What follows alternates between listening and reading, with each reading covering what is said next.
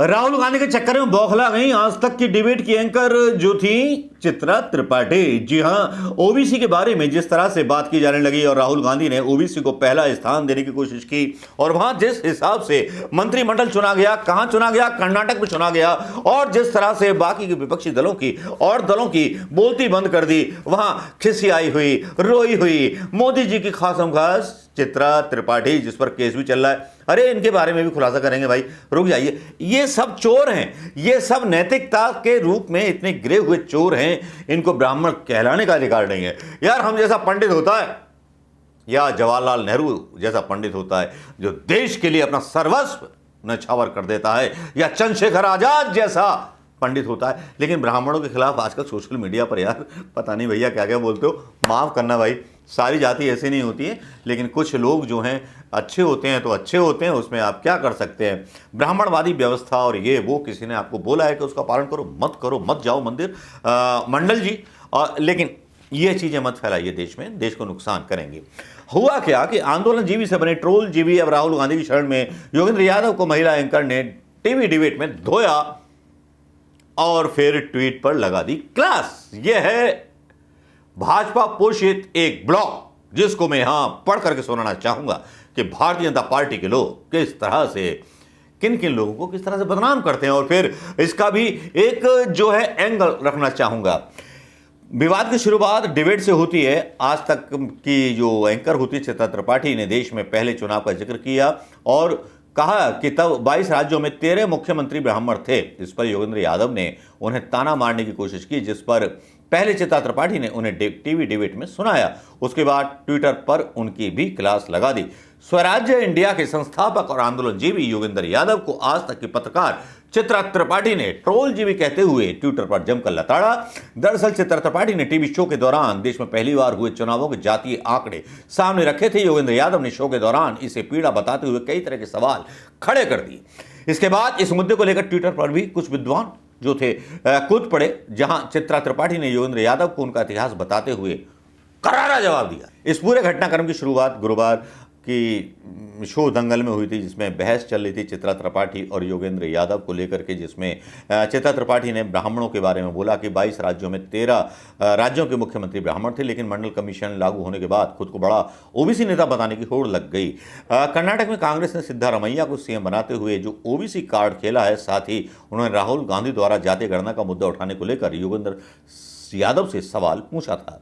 Video में इसकी शुरुआत 5 मिनट 30 सेकंड के बाद और बाद में 13 मिनट के बाद सुनी जा सकती है।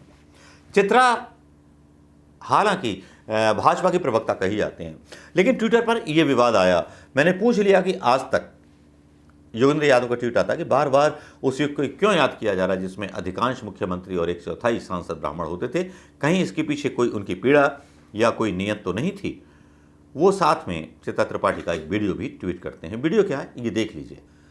इस टीवी डिबेट का एक वीडियो आज तक ने अपने ट्विटर अकाउंट से शेयर किया। इस वीडियो को रिट्वीट करते हुए योगेंद्र यादव ने लिखा कि मैंने पूछ लिया कि आज तक बार बार उस युग की क्यों याद कर रहा है जब अधिकांश मुख्यमंत्री और 1/4 ब्राह्मण होते थे। कहीं इसकी पीछे कोई पीड़ा तो नहीं या उस अतीत का मोह। जाहिर है सवाल मेरी नीयत पर उठाए जाएंगे।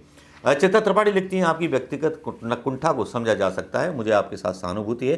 पहले अन्ना आंदोलन में आपने अपने आप को हीरो साबित करने की कोशिश की और पद न मिलने पर फिर केजरीवाल से बगावत कर दी, अदावत कर दी, फिर स्वयं भी बनने की कोशिश। स्वराज आंदोलन से अंततः गोतबा राजीव गांधी की शरण में, जो एक जनेऊधारी ब्राह्मण है, मतलब राहुल गांधी जो ब्राह्मण है, कश्मीरी ब्राह्मण है, उनका परिवार, उस पर टिप्पणी करती हैं। मैं ये नहीं कहूँगी कि आप अति पाखंडी हैं, मगर अपनी महत्वाकांक्षा के लिए मीठी जुबान से समाज को विभाजित करना देश के साथ गद्दारी होती है। मेरे सवाल काटकर मुझे ट्रोल करने के लिए धन्यवाद। तो ये विवाद इतना लंबा चला जाता है और ये विवाद इतना बढ़ता है कि योगेंद्र यादव लिखते हैं अपने ट्वीट में, अरे आप तो सड़क छाप गाली गलौज पर उतर आई। सवाल का जवाब आरोप जन्मपत्री से वही लोग देते हैं जिनके पास तर्क ना बचे हों। अगर यूरोप अमेरिका में टीवी पर इस तरह की बात कही जाती तो ऐसे वाइट सुपर मेसिज्म के लिए एंकर नहीं पूरे चैनल को माफ़ी मांगनी पड़ती। और सवाल और प्रस्ताव उन्होंने लिखे ट्वीट करके, क्या आज तक और इंडिया टुडे का एग्जिट पोल ये नहीं दिखाता कि कर्नाटक में कांग्रेस को पिछड़ों के वोट में कोई असामान्य वृद्धि नहीं हुई है। फिर भी कांग्रेस की जीत को पिछड़ी जातियों के साथ समीकरण में जोड़ने की उतावली क्यों? अगर यह विश्लेषण करना भी था तो पहले भ्रष्टाचार पर नजर डाल ली होती आज तक के इन एंकरों ने, लेकिन वो नहीं डाली। आपने शो में कांग्रेस के प्रवक्ता के बार बार यही सवाल पूछा कि उनकी सरकार ने 2011 की सर्वे की रिपोर्ट जारी क्यों नहीं की, लेकिन मेरे 2 बार याद दिलाने के बाद भी बीजेपी के प्रवक्ता से यह क्यों नहीं पूछा गया कि उन्होंने 2010 में जाति जनगणना, 2018 में ओबीसी जनगणना का समर्थन क्यों नहीं किया। लड़ाई यहां पर सिर्फ इसलिए है कि जब मोदी जी सामने आके या उनकी सरकार के मंत्री सामने आके नहीं पूछ सकते तो चित्रा जैसे ठुंटे और खूंटे पत्रकारों को सामने कर देते हैं। मुझे शर्म आती है ऐसे मानसिक रूप से कुंठित पत्रकारों पर जो अपने आप को ब्राह्मण कहते हैं। ब्राह्मण का मतलब होता है ब्रह्म को जानने वाला, और यहाँ ओबीसी और ब्राह्मण और ये सब चीज़ों में बांट दिया जाए देश को, तो फिर देश में बचेगा क्या? यही कुछ पाकिस्तान में चल रहा है, इसलिए आज पाकिस्तान अनस्टेबल है। लेकिन इन पत्रकारों को समझ में नहीं आएगा ये किस सियासत के साथ खेल रहे हैं। ये सीधे सीधे देश के साथ गद्दारी कर रहे हैं जब इस तरह के पर्सनल चीज़ें जातिवाद को लेकर के उठाई जाती है। नमस्कार, जय हिंद दोस्तों।